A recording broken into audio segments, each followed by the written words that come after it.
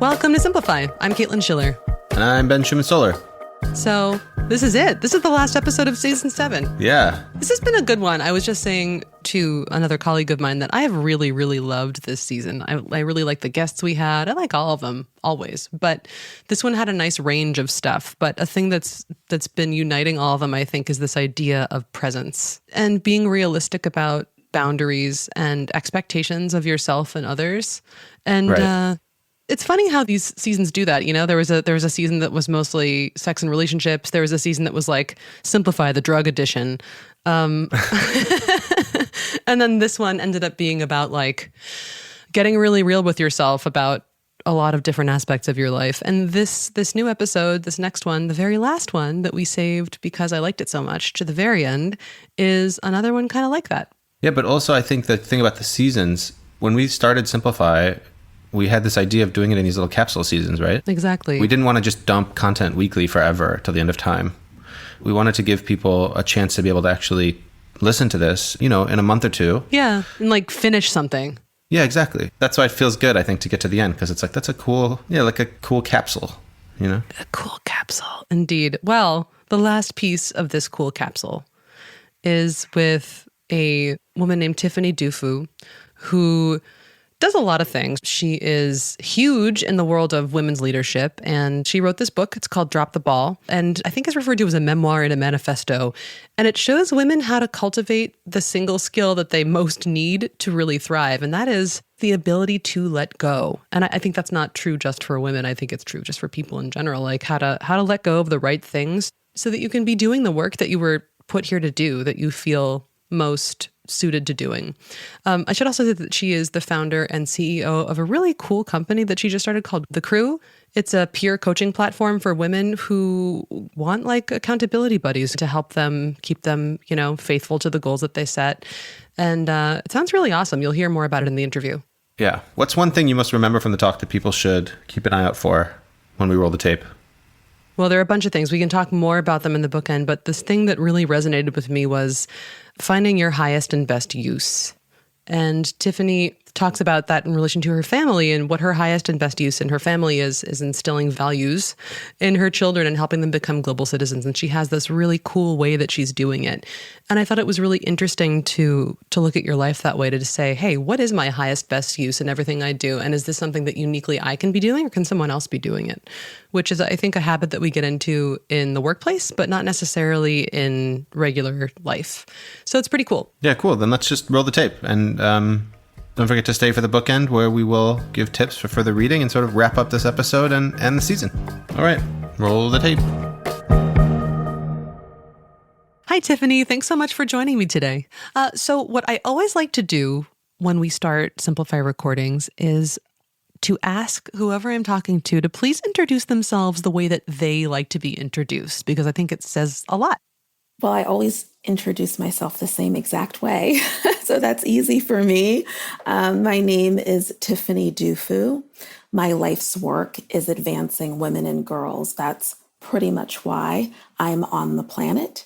So my life is very simple. I know what's on my tombstone, and on most days I'm just project managing my life backwards from there. That is amazing. Today, I wanted to speak with you a little bit about your fantastic book called Drop the Ball. And I've got to say, until reading your book, I had never experienced the phrase drop the ball with a halo around it. It's usually a categorically negative thing. Can you talk to me a little bit about what you mean by dropping the ball? Of course. Well, as you can imagine, you've read the book, but even if you haven't, I also used to think that dropping the ball was a terrible thing. In fact, I used to be a person who was obsessed with never, ever dropping a ball. I used to feel that it meant I was failing to take timely action, that I was disappointing myself, my family, my community. I, because of identity, took it to a whole other dramatic level, and that I even thought I'd be disappointing the entire Black race, as in, if I mess this up, they're never going to hire another Black person again. Oh my God, that's heavy. That's a heavy burden to carry. So what happened was that I experienced a life-changing event. It could be any kind of big moment in your life. But for me, it was the birth of my first child, in which all of the balls that I used to be able to brilliantly juggle came crashing down onto the floor. And one of my observations when that happened was that Armageddon didn't hit, meaning that all of the things I was always terrified would happen if I ever dropped a ball, those things didn't materialize when I actually started dropping balls, meaning no one ever called me to tell me they don't love me anymore, they're not going to be my friend because I didn't respond to their text, or I missed the party. I didn't get fired from my job. No one came to read me my Miranda rights, which I always thought would happen.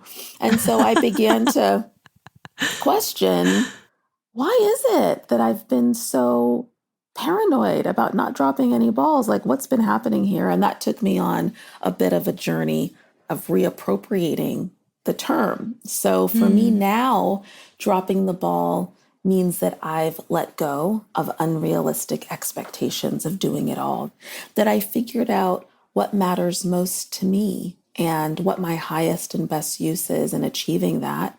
And most importantly, I figured out how I engage others in this process so that I can live a life that I'm passionate about. Yeah. Yeah. One of the things that I really loved about the book is that you make it really clear why it matters if you don't drop the ball. On its face, staying up for 20 more minutes to meal plan or iron your child's clothes or missing a work dinner, it doesn't look like much, but it really, really matters because these domestic choices are tied to women's economic and cultural success. So I thought to frame the real urgency of the topic, it would be really lovely to hear you speak about the repercussions of not dropping the ball. Yes, absolutely. I love the way that you framed that, Caitlin, because it's all of these little things that seem inconsequential. But when you add them all up, it really does amount to a lot of labor, psychologically, emotionally, physically. I used to be someone who felt that all of the hangers in the closet should face a certain direction. And I would go into the closet and just like kind of fix it.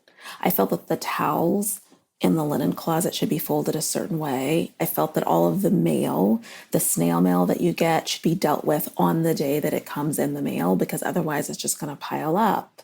I felt that all of the leftovers in the refrigerator should be eaten in a certain order. And you laugh at them, they all seem like very small things. I mean, it's only taking me, 30 seconds to like flip that hanger. But the repercussions are that all of that amounts to energy and focus that you're not devoting to what really matters to you, because you're by default doing what you feel like is expected in order for things to be orderly. And so it really is a drain on the energy. It's a drain on our talent. It's a drain on our ingenuity that now in hindsight, looking back over the years, I've been able to redirect to being on nonprofit boards, to raising money for girls' causes, to writing a book. I like the idea of redirecting energy because, as you said, fixing the hangers, God, it makes me feel good too, I have to say. But is that your highest and best use? Probably not. So here's the thing that I was thinking about when I was reading. If you drop the ball, it has to go somewhere. And in your case, oftentimes the ball went to your husband, Kojo. And in fact, I think if I had to retitle your book, I'd call it Pass the Ball, How to Get More of What You Want at Work and in the World by Getting the Support You Deserve from Your Male Partner. Have you ever considered turning this book into a manual for men who can tell that their partner is angry with them, but they're not sure why? Well, it's funny that you asked that question, because I wrote the entire book before I shared it with my husband, Kojo. And after he read it, he came to me and the first thing he asked was, is this what's been going on in our house for like almost 20 years? And I said, yeah. And he was like, every man should read this book. Oh my God. Yes. He's like, now so much makes sense to me. There's so much going on inside of your head that I never understood and that I was conditioned to just not ask about. Yeah. Yeah. In order to make things smooth and in order to ensure our happiness. But it is so helpful to understand why you get angry that I ate the chicken instead of the meatloaf in the refrigerator. So there's so many lessons that I learned in reflecting on the journey. But one of the biggest lessons is the importance of just speaking what's on your mind and not assuming that people are going to read that. I used to engage in this phenomenon that I call imaginary delegation. This is when you assign someone a task and you fully expect them to complete the task. And then when they don't do it, you become very frustrated. It may dawn on you at some point, well, I didn't actually tell them that I wanted them to do this. Like common sense at some point will prevail, but then you'll snap back at common sense. Well, can't he see that the recycling needs to be taken out? I mean, I can see that it's overflowing. Am I the only person around here who can see that? And it sounds, funny to say it out loud, but that's indeed how I was living my life, kind of expecting people to understand what I needed. Right. And part of what I had to learn how to do was to stop assigning people things without communicating it to them out loud and really teach myself how to have intentional conversations, proactive conversations with people who, for the most part, want me to be my best and want to support me, but can't because they don't know how to do it. Yeah, absolutely. Okay. So one of the things that I heard there in what you just said is that one of the reasons that women don't drop the ball is that we don't know how to have the conversations that we need to have in order to get the help. And I mean, there are so many cultural barriers to dropping the ball. What are the other reasons that you identify that it's so difficult to relinquish some control and to take on less responsibility? Well, I think one of the biggest reasons, and certainly for me, is a lack of awareness that you're maintaining control and that there's another option. So I did not think of myself as someone who was, grasping onto balls, or if you had said, are you a control freak? I would have said, no, I'm not a control freak. I'm doing the things around here that I'm the best at doing, meaning that this work has to get done. I'm better at doing it than anyone else, not taking into consideration the fact that, well, maybe you're better because you just do it all the time. Maybe other people just haven't had practice. It's not that there's something innate about the way that you're, and really understanding that I was socially conditioned to believe that I was the best at this. You see, because what happens is you assume that you're the one making all of the decisions and that you're setting up your own expectations of yourself, when really that's not what's happened. That's not how you arrived at your identity. So in some ways, the first step is really understanding how socialization works and how you have been impacted by it the way that everyone else is. We all are born into our lives playing certain roles. If you were assigned girl, your first role was probably daughter. If you were assigned boy, it was son. If you had siblings, you became a brother, a sister, friend, a student, a worker, a manager, husband, wife, scholar. We all have all of these roles. And what I find fascinating in talking to so many women over the years and listening to their stories is that even though we're born in different parts of the world, Caitlin, to different families that have different values, somehow, if you took all of these roles and created a job description based on them, we all ended up with the same job description for what it means to be a good anything. One of the lines in the good mom job description is that you need to be physically present when your child takes their first steps. I can't tell you the number of women who have come to me, and the problem is that, especially before this pandemic, that they have to take off for a work event and they're stressed because their child, who is about a year old, is going to start walking while they're away. They will have missed the child's first steps and it will have meant that they're a terrible mother. I cannot tell you the number of times that this is the dilemma. And whenever I ask any of these women, Do you remember who was there when you took your first steps? They all look at me and they're like, well, no, not really. I don't really remember that. I said, well, that's really interesting because I speak to a lot of women who perceive that that is like the most important moment in a child's life. And the job description, by the way, for a good husband, a good father, there's this insidious line that says you must aspire to be a breadwinner at all costs, even the cost of meaningfully engaging with your family. And so understanding all of this helps you to dig into, well, why is this in my job description? I always encourage people to ask themselves two questions in relationship to their roles, to like actually write out their roles, to first ask themselves, what does a good ex do? What does a good manager do? What does a good sister do? And to write out the responses as if you were writing a job description. And then to ask yourself, how do I know that this is what a good ex does? How do I know that a good worker is always the first to show up and always the last to leave? How do I know that? When you begin to dig into that, what you'll realize is that the answer to that question is never you.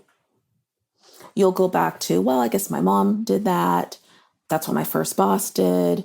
That's what I see in the movies. Right. And it's that reckoning that you are not the source of your own expectations of yourself that I actually think is a precursor to, okay, how can I rewrite that job description in a way that works for me? Absolutely. I wanted to circle back to your introduction because it also links up to knowing when it is okay to drop the ball. If you're holding on to all this stuff that you're doing and building up resentment towards your partners at work or at home, how do you know what you can drop the ball on? That's such a great question. This is why the answer to this dilemma was a book. Because what happens in a book is that you're able to take someone on a psychological journey of really uncovering what it is that's getting them blocked. So you can't determine what ball you can drop until you're clear about which balls you should be holding, which balls you should be prioritizing, first of all. So you've got to go through a process of getting really clear about what matters most to you. Usually when I ask people what matters most to you, they rattle off different aspects of their lives. My career matters, my kids matter. The question I really encourage people to dig into is, what do you hope to achieve in relationship to that area of your life? My career matters to me too, but what matters most is that I'm advancing women and girls in my career. My kids matter to me, but what matters most is that I'm raising conscious global citizens. That kind of clarity is important so that you can then figure out, well, what is my highest and best use to achieve that? Let's take my kids. One of the things that only I can do in relationship to my kids is instill values in them. So when you're thinking about your highest and best use, are there things that other people could do that it wouldn't be callous or irresponsible to delegate? And what are the things that it would be highly callous or irresponsible to delegate? And for me, instilling values is one of those things. So my highest and best use in raising conscious global citizens is engaging my kids in a meaningful conversation every day. Who did you laugh with today? What choices did you make today? I have a 14-year-old son who's not feeling my coaching sessions right now. So I had to ask him yesterday, if an alien spaceship came down from outer space and abducted someone from one of your Zoom classrooms today, who would they have abducted? I was like, they would have taken Jake. I'm like, okay, talk to me, about this. And in that way, I can hopefully help them to develop a positive relationship with themselves, with the world around them, with their teachers. That, Caitlin, is at the top of my job description, my new job description that I've written for what it means to be a good mom. And there are other things on that job description, by the way. When people get old enough, like your kids, to be able to tell you, you need to be engaging them in the process. So about every 6 months, I ask my kids to have a meeting, and their task is to tell me the top 3 things they feel that they need me to do in order for me to be a good mom and for them to feel like I'm a good mom. And it's the best exercise to do with other people in your life because what they tell you, I swear, will always be less what you expect of yourself so you can drop those balls. Once I'm clear about my new job description, I feel confident knowing that if I dropped the ball on almost anything else that wasn't on that job description, I might have to face the consequences. Yeah. Let's be clear about that. But I'm still a good ex. I'm still a good mom. I'm still a good wife. I'm still a good sister. I'm still a good CEO. And that makes all the difference in psychologically, you knowing that each and every day you're doing exactly what you're supposed to in order to move your life and the world forward. That is so useful. And I love that this exercise you do with your kids gives them the opportunity also to decide what they like and what is important to them in intimate relationship. Because I mean, our parents are the most intimate relationships we have up until, I don't know, whatever age we have our first real intimate romantic relationships, I guess.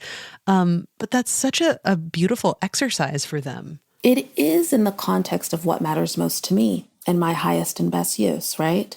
If you asked, they have a father, if you asked him what matters most to him, he would probably say something about academic excellence and being self-sufficient. His highest and best use is sitting down and making them do all of these math exercises. He's a great mathematician. He's a great engineer. And for better or for worse, his kids will be good at math. Yeah. Right? So that's why it's so important for you to determine first what matters so that you can direct your energy and your time and your resources and talent into fulfilling that. You know, yes, I want them to be conscious global citizens, but what else does that mean? Well, it means that probably whether or not they get into an Ivy League school is not my highest priority. For some parents, it could very well be. Totally makes sense.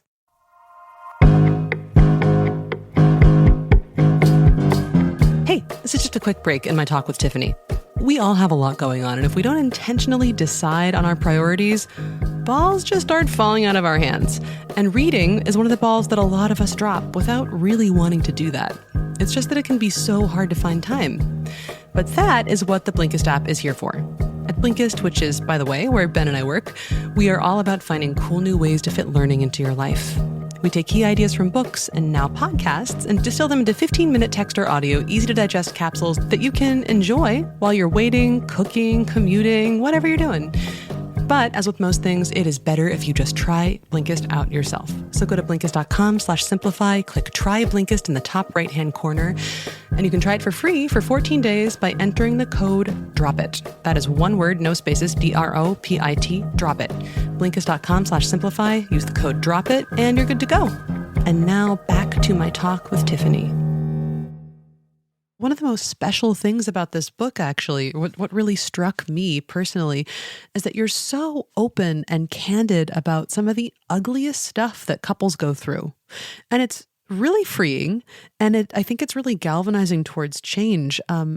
Your story about getting angry at your partner for not doing things on your schedule. I mean, there are a lot of those stories in the book. I can really relate. And I think that, you know, some things might have gone differently in my last relationship if I had read this book. And when I was reading the other night, I remembered suddenly that there were times that I lashed out by folding only my own dry clothes and not his. I just leave them on the bed in a heap. Check. Yeah. I had built up so much resentment over what I perceived as me doing more that I just could not bear to do that one last little thing. And it was awful. I hated myself for it, even as I was doing it. And yet I almost felt entitled to it. And I love so much that you talk about these hard feelings in your book in such a candid way. But many women, including ones I've talked to while reading your book, can't seem to do that. How do you start to process and clear these emotions so that they don't lead to a disastrous downfall, or they don't lead to you bottling things up inside and leaving your partner's dry clothes on the bed in a heap? One of my mentors said to me something that I'll never forget, Caitlin. She said, Tiffany, resentment is like drinking poison and expecting the other person to die.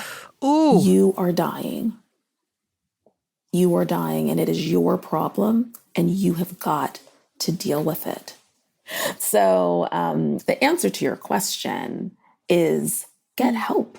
You could go get professional help for things like managing your emotions and figuring out what's going on with you. There are entire industries, the coaching industry, for people who really need support. Fortunately, I was able to manage some of those emotions by having people in my life who were much wiser than me. I used to call them my sages before I understood what mentors were, who spoke their truth to me and who I respected. In fact, my next solution for women is all about community. People often ask, well, when are you going to write another book? And my answer is always, well, when women have a problem, and I feel like another book is the answer to that problem. Right now, I feel that the best answer to another challenge, which is, okay, I understand that I need community and people in my life that can support me and hold me accountable, but I don't have that group of people. The solution to that problem is not me writing a book. It's a company that I've launched called The Crew, CRU, and we match circles of women who collaborate to meet their life goals together. Research shows that we're 95% more likely to achieve a goal or realize our intentions when we've both committed to another person or a group of people, and when we have regular check-ins to keep track of our progress.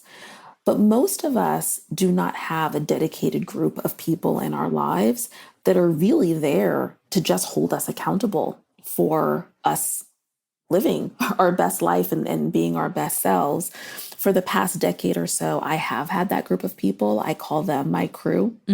And they're 9 other women who I connect with on a regular basis, who understand what I want to achieve and hold my feet to the fire. But one of the challenges I realized in evangelizing this idea of the crew is that the average woman is pretty much up to her neck in working a full-time job, taking care of her family. And so, the work that's required to do the networking and find this dedicated group of people is what I wanted to take off of women's shoulders. So we basically take the work out of networking, and our crews gather on a monthly basis to support one another. It's really beautiful. And I encourage anyone out there to apply. So cool. I'm intrigued about this myself. I may be looking that up after this interview. You mentioned that one of the gifts of your life is that you have your crew, you have your sages, you have people to talk to. And one of those people is, of course, it's your husband. But I wanted you to just mention your incredible friend, Toya, and how she helped you become the person you needed to be at a really important year in your life. Because to have more models of women doing things like this with other women, I think is just so beautiful. Oh, Caitlin, you're the first person to ever ask about Toya. Oh, thank you so much. Of course. Thank you so much. So for everybody who's listening, sorry, I'm getting a little emotional here. For everyone who's listening, who hasn't read Drop the Ball, there was a moment in my relationship with my husband in which he needed to leave. He needed to travel to Dubai. And we were living in New York at the time. We have a lot of clarity about our decision making and how we make decisions based on whether or not it's in alignment with the values our parents instilled. Will it put us on a path to financial freedom? Will it advance women and girls or sub-Saharan Africa? He's from Ghana. If the answer to these questions that we have are yes, we just move forward. And he needed to take a job in Dubai. But I had a 2-year-old. We just found out that I was expecting another baby. I had a full-time job. And when we told our community that we were going to do this, one of my sorority sisters, Toya Taylor, raised her hand and said, okay, you guys are crazy and you need help. How are you going to raise a 2-year-old, gestate this other child and work full time and be by herself? She gave up her rent-controlled apartment in Brooklyn, which if you are a New Yorker or know anything about the housing system in New York, just that alone, to move in to our apartment for an entire year to get me through basically parenting and being pregnant and working full time. At the time, she didn't even know how long it would be. She didn't know if it would be 2 years or 3 years. She just said, this is what is needed. And it was the most generous thing I think anyone has ever done for me and my family. But if you ask Toya, she would say, of course I did it. She doesn't even understand why it's such a big deal. Why, yeah, she's just like, well, yeah, of course I did that. That's what we do. Oh, thank you for talking about her now and in your book. When people get into long-term committed romantic partnerships, whether or not they're married, it means that the rest of your community kind of falls to the wayside and you begin depending entirely upon the spouse or, your significant other.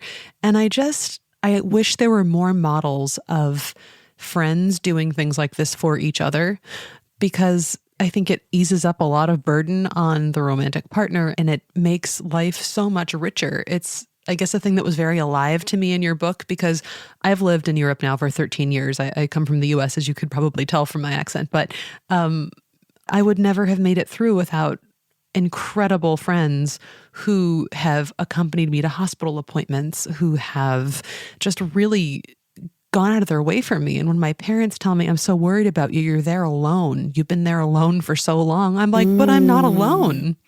I'm not. Right. It's just so interesting to me that we reject the idea of togetherness that isn't with a romantic partner with whom you're raising a family. I always like to ask two things at the end of an interview. One is, if you could leave every listener with one idea about their responsibilities with relation to how much they're managing, what's an idea that you would want them to have? I think the most important is something that my parents taught me. My parents are originally from Watts, LA, and they got out of that environment through my dad joining the military. I was born at Fort Lewis Army Base in Tacoma, Washington. They broke a very vicious cycle of poverty and addiction and violence in just one generation. And they did it through social safety nets like the GI Bill, but also through this fundamental belief, which is that if you want something you've never had before, you're going to have to do something you've never done before in order to get it. And in any given moment, especially when you're dealing with the overwhelm of life, to just stop and think, what is the pattern that I keep repeating over and over that's not working? And what do I need to do new to disrupt this in order to create a different reality for myself? I think is so critical. Yeah, so important. Thanks. And then the last thing to take us out, I always ask people who've written books, what are you reading lately, or what's made a big impression upon you lately? Cicely Tyson's Just As I Am. Ooh. It should be required reading for every individual. This is a woman who lived life on her own terms during a time and a place where that just felt and seemed impossible. And she is such a model for all of us of purpose, of passion. I mean, I was reading this book and by the end, like there was snot dripping down my nose. My tank top was wet with my tears. That's a good book. Yeah, it's a really good book. I just finished it and I highly recommend it. Oh, awesome. Thank you so much. All right, Tiffany Dufu, thank you so much for taking the time to talk today. It's been such a pleasure, and thank you for your book. Thank you for having me.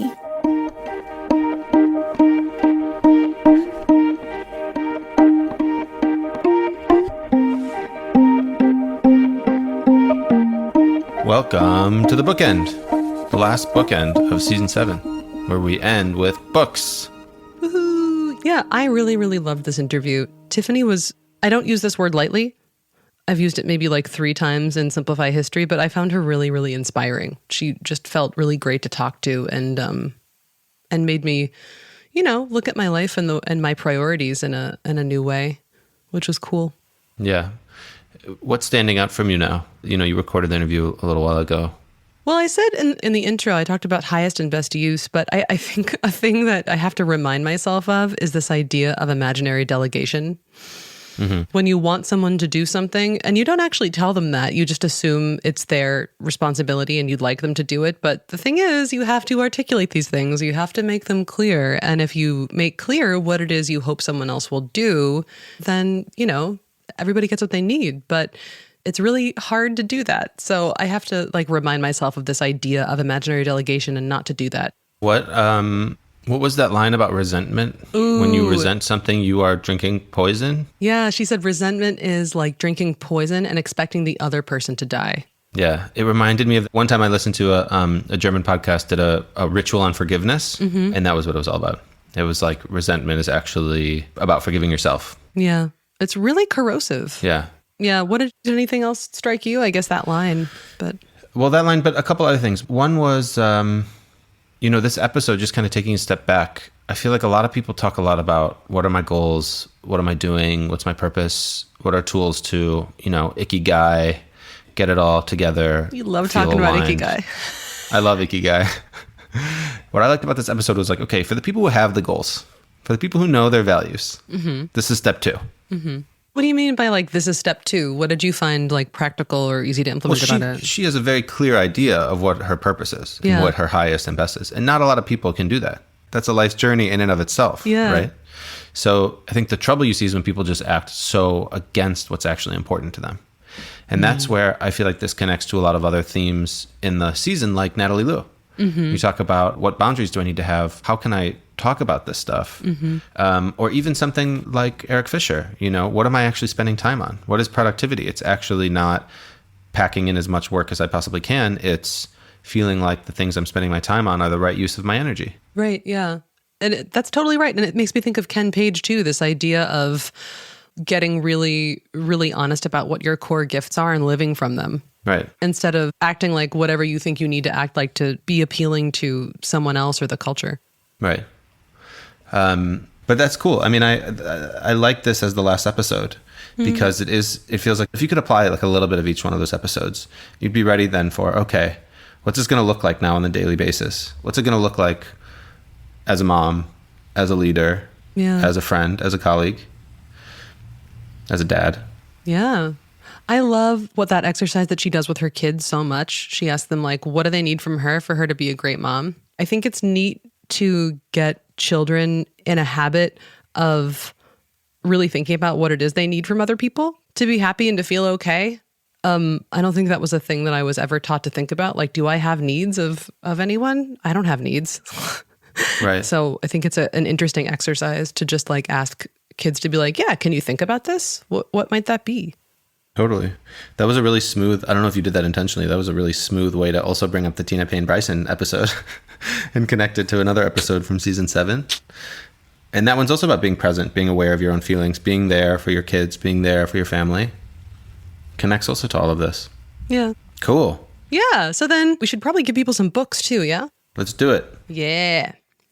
I have one, and it is Brave, Not Perfect, Fear Less, Fail More, and Live Bolder. This is by Reshma Saujani, and it's about claiming your voice, leaving behind the things that make you unhappy, going for the things that you really passionately want, which is really in line with what Tiffany says too. Saujani she's a lawyer and she's a politician. She's the founder also of this nonprofit organization called Girls Who Code, which I've seen around before, and Tiffany is also part of. So yeah, it's a cool book. Brave, Not Perfect, Fear Less, Fail More, and Live Bolder. How about you, Ben? Do you have one? You remember Laura Vanderkam from season 1? Could never forget Laura Vanderkam. Laura Vanderkam has a book called I Know How She Does It, How Successful Women Make the Most of Their Time. And I can recommend that. I mean, I think the quote that we've used before on the Blinkist magazine was something like, treat your priorities like they're flooding your basement. Yeah. It's another way of thinking of drop the ball. It would be like you dropping the ball on the things that aren't that important to focus on the important ones. The other way would be to flip that. Yeah. Say, exaggerate the importance of the other ones. Yeah. Right? They're so important. I think Laura Vanderkam had a thing in that book of there's some millionaire CEO woman who's traveling all the time, boss, crazy, intellectual, amazing person.